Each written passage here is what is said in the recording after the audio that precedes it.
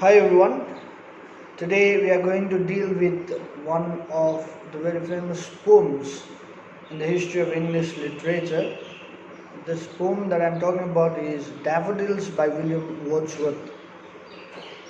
Before I move on with the substance, with the substance of this particular piece of art, that is Daffodils by William Wordsworth, let me just talk a little about the age that this particular poem was written in. It was written in the age called Romanticism in the history of English literature. Now, what this Romanticism deals with is it deals with entertaining individuality and their imaginative faculty.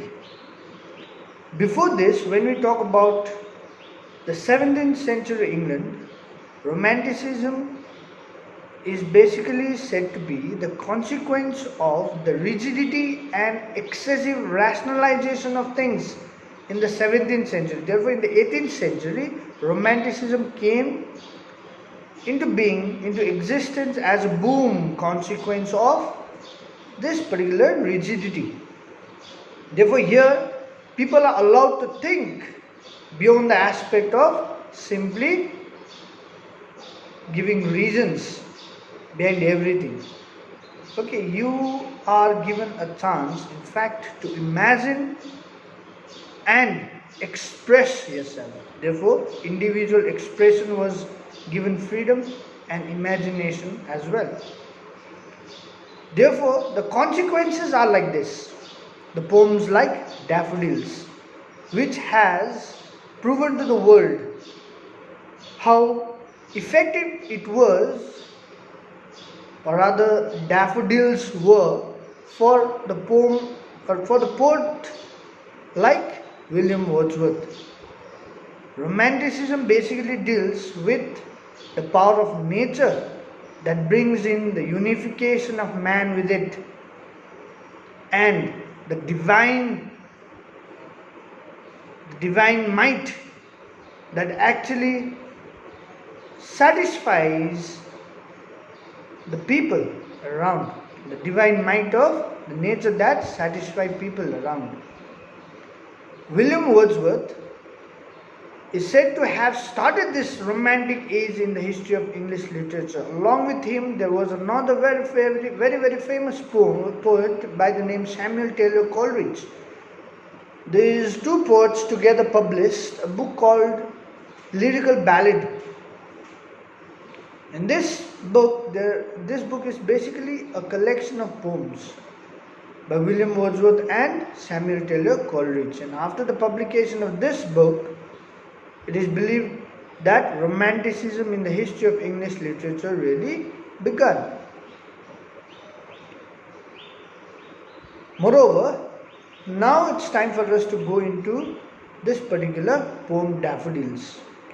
This Daffodils was actually titled, the first line, see, I wandered lonely as a cloud. This is the first line of the poem, and basically this was the title of this poem. Later on it was changed to Daffodils. Let us read this poem and find out what is the real substance that is present in this poem. Basically, before this, I would like to tell you that I am not a very good reciter as such. I still remember the day when one of the great teachers in the hills, Ms. Clara Coutinho, asked me to recite one of the very famous poems by Dylan Thomas, that is, Do Not Go Gentle Into That Night. And I was into my 100% in reciting that. I was in my thought doing all the justice I could.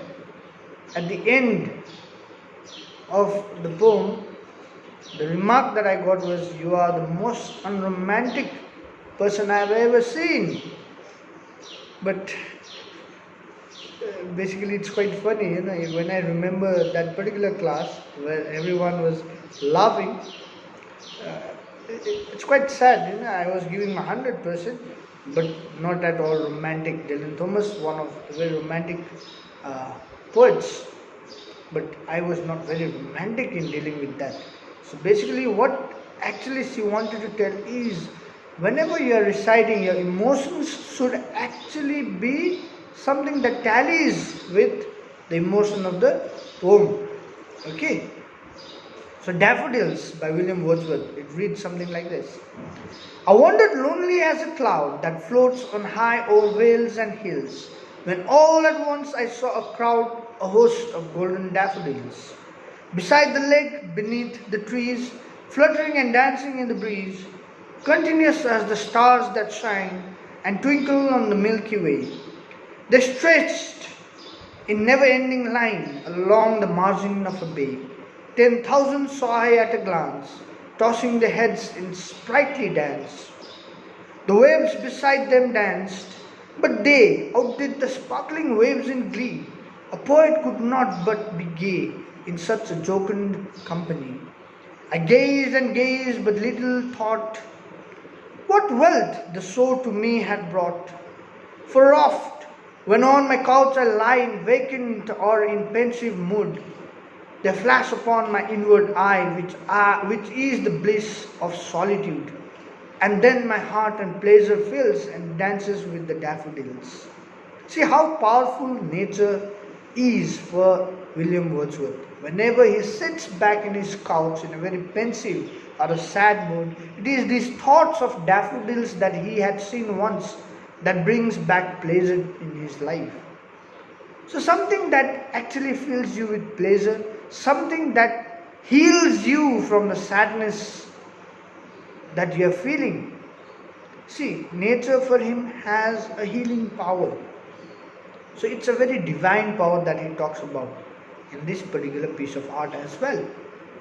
This is one of the very short poems of William Wordsworth, but the depth in its matter is such that actually brings forward William Wordsworth's thought what nature is for him. Basically, it is believed that he, along with his sister, had gone to visit one of his friends, and while coming back home, they had come across these daffodils. Both Dorothy Wordsworth and William Wordsworth have written their personal accounts on daffodils. In fact, prior to William Wordsworth writing this particular poem, Daffodils, it was Dorothy, his particular sister, who had written an account of this immediately. But I think this event of going for a visit to his friend's place was in the year 1802, and this poem was written in the year 1805. So see how Wordsworth recalls his memory of visiting this friend's place. Rather than that, he was more affected by the sight of daffodils. And he writes, it's a very, very simple poem. There is no such matter that we have to read a lot in between the lines, nothing as such. It's plain and simple. After understanding the surface level, we will understand a lot about the substance of this particular poem. What he does, he has written, I wandered lonely as a cloud that floats on high o'er vales, and vales here means valleys and hills. When he was wandering lonely as a cloud, lonely as a cloud means with no particular aim. Okay. When all at once I saw a crowd, a host of golden, then it is at this moment when he was walking lonely as a cloud under the valley and the hills, he saw a host of golden daffodils beside. And where did he see that? It's beside the lake, beneath the trees. And what were these daffodils doing? They were fluttering and dancing in the breeze. Therefore, there is the presence of this cold breeze that made the daffodils flutter and dance. Continuous as the stars that shine and twinkle on the Milky Way. Now, after this, he compares these daffodils with the multitude stars in the Milky Way that twinkle. They stretch in never-ending line along the margin of the bay, like the stars in the sky. These daffodils stretched itself in numerous number where along the margin of a bay. 10,000 saw I at a glance. Here, please do not go literally to the number. It is not that he started counting the daffodils as such. What he means here is he saw a lot of them. Okay, 10,000 saw I at a glance, tossing their heads in sprightly dance. The waves beside them danced. Even, you just imagine this. Whenever we are just trying to explain, it is very important that you start imagining things. He sees these daffodils in the bay, stretched in the bay. Now, beside that was the water birdie, and he sees even the waves beside them dancing. But they outdid the sparkling waves in glee. Now, here we can see the sparkling waves dancing there and the daffodils, the golden daffodils on the other side. But when he compares, he sees the daffodils were better as compared to the dance of the daffodils was better than the dance of the sparkling waves. A poet could not but be gay. At this particular sight, there's nothing else than to be very happy in such a jocund company, in such a joyful and happy company, a company of nature, a company. See, he has been accompanied by beautiful sight of daffodils, and along with that an additional sight of the dancing of the sparkling waves. And with such lovely companies, he could not be in, or rather feel anything else but happiness. And this company of the nature, he uses the word jocund, which is something that signifies joy. I gazed and gazed, but little thought what wealth the soul to me had brought. He was very much busy in gazing at the beauty of the nature, and he did not think of anything else rather than that. For oft when on my couch I lie, in vacant or in pensive mood, often when he sits back in his couch in a very sad, pensive, here means very tensed mood, they flash upon the inward eye. Now, here you need to be little more, what shall I say, a little more extractive. You need to extract the word, this inward eye. Okay, what does it mean? It means something that you can see with your closed eyes also. Okay, something that our soul sees, our thoughts sees, our imagination sees. These are all inward eyes. So when he often sits back in his couch with a very tense mood, it is this thoughts of daffodil that flashes in his inward eye. And the consequence of this memory of, or rather this vision or this imaginative daffodils, the consequence of seeing this is something that takes him back to pleasure, to feel the pleasure of life. This particular imagination of daffodils extracts out the sadness from his life, which is the bliss of solitude. And then my heart with pleasure fills and dances with the daffodils, and his heart starts dancing along with those daffodils.